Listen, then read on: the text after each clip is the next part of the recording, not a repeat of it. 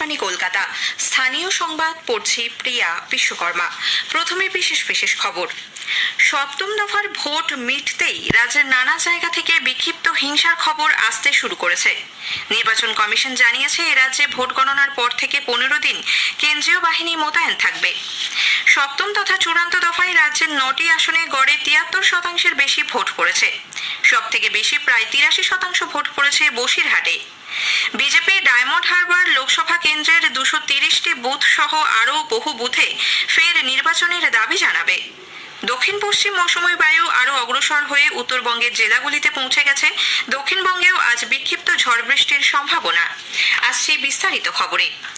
সপ্তম দফার ভোট মিটতেই রাজ্যের নানা জায়গা থেকে অশান্তির খবর এসেছে।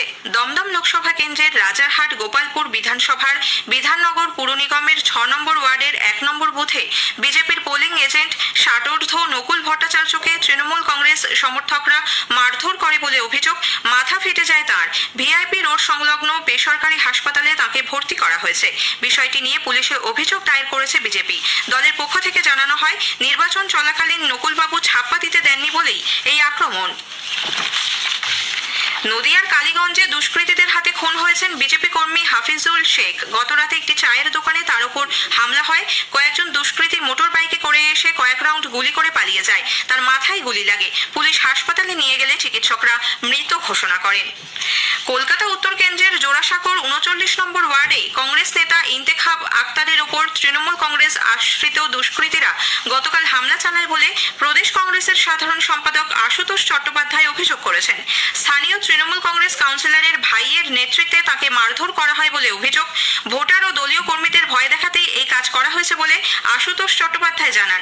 রাজ্যের মুখ্য নির্বাচনী আধিকারিককেও বিষয়টি জানানো হয়েছে। নির্বাচন কমিশন জানিয়েছে, ভোট পরবর্তী হিংসার মোকাবিলায় গণনার পরেও কয়েকটি রাজ্যে কেন্দ্রীয় বাহিনী মোতায়েন থাকবে। বিভিন্ন রাজ্যের নির্বাচন পর্যবেক্ষক ও কেন্দ্রীয় নির্বাচন পর্যবেক্ষকদের পাঠানো তথ্যের ভিত্তিতে কোথায় কোথায় বাহিনী থাকবে তা নির্ধারণ করা হবে। অন্ধ্রপ্রদেশ এবং পশ্চিমবঙ্গে ভোট গণনার পর এক পক্ষকাল কেন্দ্রীয় বাহিনী থাকবে বলে কমিশন জানিয়েছে। উত্তরপ্রদেশ, ওড়িশা, সিকিম এবং অরুণাচল প্রদেশে ভোট গণনার পর 2 দিন কেন্দ্রীয় বাহিনী মোতায়েন থাকবে। অষ্টাদশ লোকসভা নির্বাচনের সপ্তম তথা চূড়ান্ত দফায় রাজ্যের 9টি আসনে গড়ে 73% বেশি ভোট পড়েছে। সব থেকে বেশি প্রায় 83% ভোট পড়েছে বসিরহাটে। এরপরই রয়েছে মথুরাপুর, এখানে ভোট পড়েছে 80%-এর বেশি। জয়নগরে 76.64, ডায়মন্ড হারবারে 76.62, বারাসাতেও 76%-এর কিছু বেশি, দমদমে 72.37, যাদবপুরে প্রায় 72%, কলকাতা দক্ষিণে 64.71 এবং কলকাতা উত্তরে প্রায় 60% ভোট পড়ার খবর মিলেছে। একই সঙ্গে বরানগর বিধানসভা আসনের উপনির্বাচনেও গতকাল ভোট নেওয়া হয়। সেখানে ভোট পড়েছে প্রায় 70%। রাজ্যের 9টি আসনে নির্বাচনকে ঘিরে গতকাল বিক্ষিপ্ত কিছু গোলমালের খবর পাওয়া গেছে। উত্তর 24 পরগনার বসিরহাট লোকসভা আসনের সন্দেশখালীর রাজবাড়ি এলাকা তৃণমূল কংগ্রেস ও বিজেপি সমর্থকদের সংঘর্ষে রণক্ষেত্র হয়ে ওঠে। পুলিশের লাঠির আঘাতে এক মহিলার মাথা ফাটে বলে অভিযোগ। এই ঘটনার প্রতিবাদে মহিলারা সেখানে বিক্ষোভ দেখান। ওই আসনের প্রার্থী রেখা পাত্র পুলিশের সঙ্গে বাদানুবাদে জড়িয়ে পড়েন। পরিস্থিতি সামলাতে পুলিশের পাশাপাশি নামানো হয় র্যাফ। কাঁদানে গ্যাসের শেল ফাটানো হয়। এদিকে বারাসাত লোকসভার কদম্বগাছি কাঁঠালিয়া গ্রামে আইএসএফ এবং তৃণমূল কংগ্রেসের মধ্যে ব্যাপক সংঘর্ষ বাধে। অভিযোগ, তৃণমূল কংগ্রেস সমর্থকরা আইএসএফ এর একটি ক্যাম্পে হামলা চালায়। দমদম লোকসভা কেন্দ্রে খড়দার নন্দনগড়ে বিজেপির জেলা সম্পাদককে ঘিরে বিক্ষোভ দেখান তৃণমূল কংগ্রেসের মহিলা কর্মীরা। বুথ পরিদর্শনে গিয়ে বিজেপির কলকাতা উত্তরের সহসভাপতি শেখ রামজান আলীর গাড়ি ভাঙচুরের অভিযোগ উঠেছে শাসক দলের বিরুদ্ধে। অন্যদিকে বয়রামারি এলাকায় বিজেপি কর্মী সমর্থকদের ভোট দিতে বাধা দেওয়ার খবর মেলে। এর প্রতিবাদে বাসন্তী হাইওয়ের ওপর বিক্ষোভ শুরু হলে জনতা পুলিশ সংঘর্ষ বাধে। পুলিশের ধরপাকড়ের অভিযোগে গ্রামবাসীরা পথ অবরোধ করেন। বরানগর বিধানসভা আসনের উপনির্বাচনকে ঘিরেও অশান্তি বাধে। বিজেপি প্রার্থী সজল ঘোষের কার্যালয়ে ভাঙচুর চালানোর অভিযোগ উঠেছে শাসক দলের বিরুদ্ধে। সকাল থেকে বিক্ষিপ্ত অশান্তির খবর পাওয়া গেলেও রাজ্যে ভোট পর্ব মোটের ওপর শান্তিপূর্ণ ছিল বলে নির্বাচন কমিশন জানিয়েছে। গত সন্ধ্যায় রাজ্যের মুখ্য নির্বাচনী আধিকারিক আরিস আফতাব জানান, দিনভর কমিশনের কাছে 2983টি অভিযোগ জমা পড়ে। সন্দেশখালীর অশান্তির ঘটনায় 2 জনকে গ্রেপ্তার করা হয়েছে। রাজনৈতিক সংঘর্ষে আহত হয়েছেন মোট 28 জন, এর মধ্যে 4 জন পুলিশ কর্মী। বিজেপি ডায়মন্ড হারবার লোকসভা কেন্দ্রের 230টি বুথ সহ আরো বহু বুথে পুনরায় নির্বাচনের দাবি জানাবে। কলকাতায় গত সন্ধ্যায় এক সাংবাদিক বৈঠকে বিরোধী দলনেতা শুভেন্দু অধিকারী জানিয়েছেন, কেন্দ্রীয় নেতৃত্বের সঙ্গে নির্বাচন কমিশনের কাছে এই দাবি জানানো হবে। পাশাপাশি প্রতিটি বুথে ওয়েবকাস্টিং বাধ্যতামূলক করা সত্ত্বেও প্রায় 800টি বুথে ক্যামেরা নিষ্ক্রিয় ছিল বলেও তিনি অভিযোগ করেন। বিজেপির রাজ্য সভাপতি সুকান্ত মজুমদার বলেন, এ রাজ্যে আইন শৃঙ্খলা ভেঙে পড়েছে। গতকাল সারাদিনই বিভিন্ন এলাকায় শাসক দলের কর্মী সমর্থকরা বিরোধীদের ওপর হামলা চালায় বলে সুকান্ত বাবুর অভিযোগ। দলের মুখপাত্র রাজ্যসভার সাংসদ শ্রমিক ভট্টাচার্য বলেন, তৃণমূলের কর্মসূচিটাই হচ্ছে অসাধু উপায়ে নির্বাচনে জেতা, যে কোনো মূল্যে জিততে হবে। এখানে তাদের থেকে তো কোনো নৈতিকতা আশা করা যায় না। ফলে তৃণমূল কংগ্রেস যেটা করে, যেটা যাদের সংস্কৃতি, তা ওদের মোডাস অপারেন্ডির মধ্যে পড়ে। সেটা তার বিচ্ছিন্ন ডায়মন্ড হারবারে হবে, কাশীপুরে হবে না, এটা মনে করার কোনো কারণ নেই। বড়নগরে হবে না, এটাও ধরে নেওয়ার কোনো কারণ নেই। সর্বত্র এই জিনিস তৃণমূল চেষ্টা চালাচ্ছে। যেখানে একটু বেশি হচ্ছে সেটা প্রকট হয়ে যাচ্ছে, সংবাদ মাধ্যমে আসছে। সিপিআইএম এর রাজ্য সম্পাদক মোহাম্মদ সেলিমও সন্ত্রাসের অভিযোগ করে বলেন, শাসক তৃণমূল কংগ্রেসের মদতে বিভিন্ন এলাকায় অশান্তি হয়েছে। বাম কংগ্রেস জোটের প্রতি জনসমর্থন বাড়ার কারণেই এভাবে হামলা বলে তার অভিযোগ। ভীষণ আশাবাদী, শান্তিতে ভোট হোক, এটাই আমরা চেয়েছিলাম। অবাধ এবং সুষ্ঠু হোক, নিরপেক্ষভাবে হোক, রক্তপাত ক্ষীণ হয়। ভোট যদি রক্তপাতের মধ্য দিয়ে হয়, গুন্ডামির মধ্য দিয়ে হয়, তাহলে ভোটের পরেও ওই রকমই একটা ব্যবস্থা তৈরি হয়। সেজন্য গুন্ডামি মস্তানির বিরুদ্ধে আবার আমাদের রুটে ফিরে আসতে হবে। বাংলা তার নিজের স্বমহিমায় ফিরে আসুক, স্বগরিমায় ফিরে আসুক, তাহলে দেশটাও ফিরবে। প্রদেশ কংগ্রেস সভাপতি অধীর রঞ্জন চৌধুরী বলেন, তৃণমূল কংগ্রেস বুঝতে পেরেছে সন্ত্রাস ছাড়া তাদের জেতার কোনো সম্ভাবনা নেই।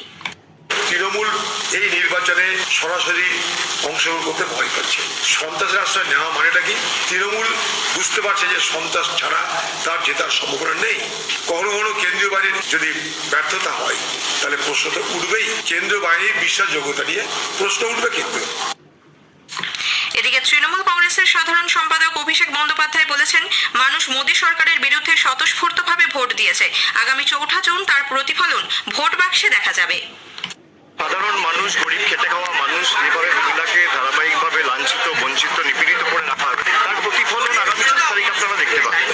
এবং মানুষের যে ক্ষোভ, মানুষের যে কেন্দ্র সরকারের বিরুদ্ধে রাগ, তার প্রতিফলন থাকবে। এবং সেটা শুধুমাত্রই দক্ষিণের 9টা আসনেই নয়, সর্বত্র পশ্চিমবঙ্গের 42টা আসন সহ ভারতবর্ষের বিগত দিনে যেখানে ভোট হয়েছে, আপনি দেখবেন যে যারা একবুক আশা আকাঙ্ক্ষা নিয়ে কেন্দ্র সরকারকে 5 বছর আগে, 10 বছর আগে নির্বাচিত করেছিল, তাদের মোহভঙ্গ হয়েছে।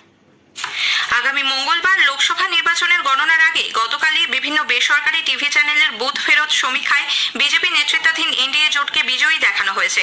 272টির অনেক বেশি আসন পেয়ে তারা সরকার গড়বে বলে অধিকাংশ সমীক্ষা পূর্বাভাস দেয়। বেশিরভাগ বুথ ফেরত সমীক্ষাতেই এনডিএ জোট 350টির বেশি আসন পাবে বলে জানানো হয়েছে। বিরোধী ইন্ডি জোট পাবে 125 থেকে 150টি আসন। উল্লেখ্য, এবারে নির্বাচনে বিজেপির সঙ্গে ইন্ডি জোটের সরাসরি লড়াই হয়েছে। স্থানীয় সংবাদ শুনছেন আকাশবাণী কলকাতা কেন্দ্র থেকে। দক্ষিণ পশ্চিম মৌসুমী বায়ু আরও অগ্রসর হয়ে উত্তরবঙ্গের জেলাগুলিতে পৌঁছেছে বলে আবহাওয়া দপ্তর জানিয়েছে। এর প্রভাবে আগামী 4 তারিখ পর্যন্ত উত্তরবঙ্গের 5 জেলা এবং উত্তর দিনাজপুরে ভারী বর্ষণের পূর্বাভাস রয়েছে। আজ ভারী থেকে অতি ভারী বর্ষণের কমলা সতর্কতা রয়েছে কোচবিহার ও আলিপুরদুয়ার জেলায়। হলুদ সতর্কতা রয়েছে জলপাইগুড়ি, দার্জিলিং, কালিম্পং এবং উত্তর দিনাজপুরে। আলিপুর আবহাওয়া দপ্তর জানিয়েছে, কলকাতায় গতকাল সর্বোচ্চ তাপমাত্রা ছিল 33.5 ডিগ্রি সেলসিয়াস, যা স্বাভাবিকের চেয়ে 2 ডিগ্রি নিচে। আজ রবিবারও কলকাতা সহ দক্ষিণবঙ্গের বিভিন্ন জেলায় বজ্রবিদ্যুৎ সহ বৃষ্টি এবং ঝোড়ো হাওয়ার পূর্বাভাস রয়েছে। আলিপুর আবহাওয়া দপ্তর জানিয়েছে, সমুদ্রে জলস্ফীতির কারণে উপকূল অঞ্চলে ঢেউ বৃদ্ধি পেতে পারে। আজ রাত 11:30 পর্যন্ত এই পরিস্থিতি বজায় থাকবে। এই সময় ঢেউয়ের সর্বোচ্চ উচ্চতা হতে পারে 1 থেকে 1.2 মিটার পর্যন্ত। তবে মৎস্যজীবীদের জন্য কোনো সতর্কবার্তা নেই। জলের দাবিতে শিলিগুড়ি পৌরসভার সামনে বিজেপি মহিলা মোর্চার বিক্ষোভকে কেন্দ্র করে পরিস্থিতি উত্তপ্ত হয়ে ওঠে। ডাবগ্রাম ফুলবাড়ির বিজেপি বিধায়ক শিখা চট্টোপাধ্যায়ের নেতৃত্বে দলের কর্মী সমর্থকরা গতকাল পুর নিগমের সামনে মাটির কলসি নিয়ে বিক্ষোভ দেখান। পুরসভার ভেতরে ঢুকে মেয়র গৌতম দেবের সঙ্গে কথা বলতে চান বিক্ষোভকারীরা। পুলিশ তাদের বাধা দিলে দুপক্ষের ধস্তাধস্তি শুরু হয়। পরে সাংবাদিকদের শিখা চট্টোপাধ্যায় বলেন, দূষিত জল খেয়ে প্রচুর মানুষ অসুস্থ হয়ে পড়েছেন। অবিলম্বে মেয়রের পদত্যাগের দাবি জানিয়েছেন তিনি। শেষ করার আগে স্থানীয় সংবাদের বিশেষ কিছু অংশ আরও একবার। 7ম দফার ভোট মিটতেই রাজ্যের নানা জায়গা থেকে বিক্ষিপ্ত হিংসার খবর আসতে শুরু করেছে। নির্বাচন কমিশন জানিয়েছে, এ রাজ্যে ভোট গণনার পর থেকে 15 দিন কেন্দ্রীয় বাহিনী থাকবে। 7ম তথা চূড়ান্ত দফায় রাজ্যের 9টি আসনে গড়ে 73% বেশি ভোট পড়েছে। সব থেকে বেশি প্রায় 83% ভোট পড়েছে বসিরহাটে। স্থানীয় সংবাদ শেষ হলো।